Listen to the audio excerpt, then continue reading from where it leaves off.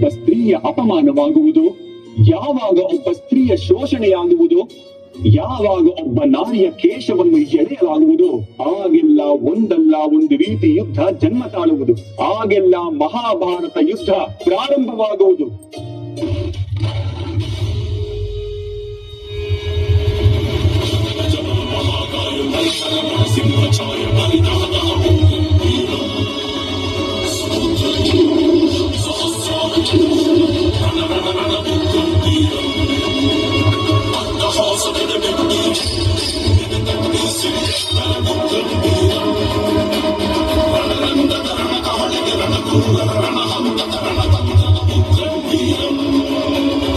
ಮಹಾಭಾರತದ ಮಹಾಸಂಗ್ರಾಮವೇ 18 ದಿನಗಳ ಮಹಾಯುದ್ಧ. ಧರ್ಮ ಅಧರ್ಮಗಳ ನಡುವೆ ನಡೆಯುವ ಸಂಘರ್ಷ, ಇದುವೇ ಕುರುಕ್ಷೇತ್ರ ಯುದ್ಧ.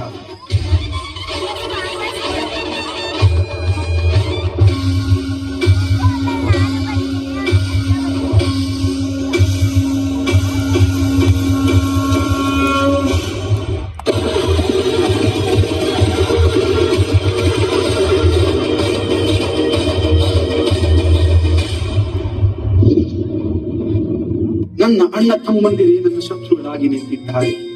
ಗುರುದ್ರೋಣ ಪಿತಾಮಹ, ಪೂಜ್ಯರು, ಹಿರಿಯರು, ನಾ ಹೇಗೆ ಶಸ್ತ್ರ ಪ್ರಯೋಗ ಮಾಡಲಿ ಇವರ ಮುಂದೆ? ನೀನೊಂದು ವೇಳೆ ಶಸ್ತ್ರವನ್ನು ಎತ್ತದಿದ್ದರೂ ನಾನು ಇವರೆಲ್ಲರ ವಧೆ ಮಾಡುತ್ತೇನೆ ಅರ್ಜುನ.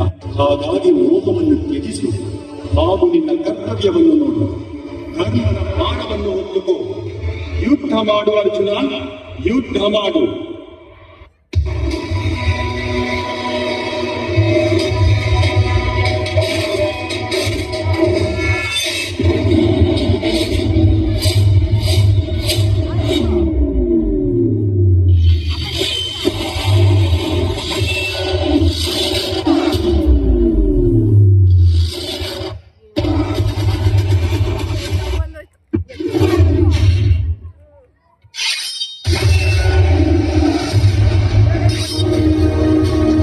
ಯಾವಾಗ ಧರ್ಮದ ಅವನತಿಯಾಗುವುದು, ಯಾವಾಗ ಅಧರ್ಮದಲ್ಲಿ ಉನ್ನತಿಯಾಗುವುದು, ಆಗೆಲ್ಲ ಸತ್ಪುರುಷರ ಉದ್ಧಾರಕ್ಕಾಗಿ, ಅಧರ್ಮೀಯರ ವಿನಾಶಕ್ಕಾಗಿ, ಧರ್ಮದ ಪುನಃಸ್ಥಾಪನೆಗಾಗಿ ನಾನು ಮತ್ತೆ ಮತ್ತೆ ಜನ್ಮ ತಾಳುತ್ತೇನೆ.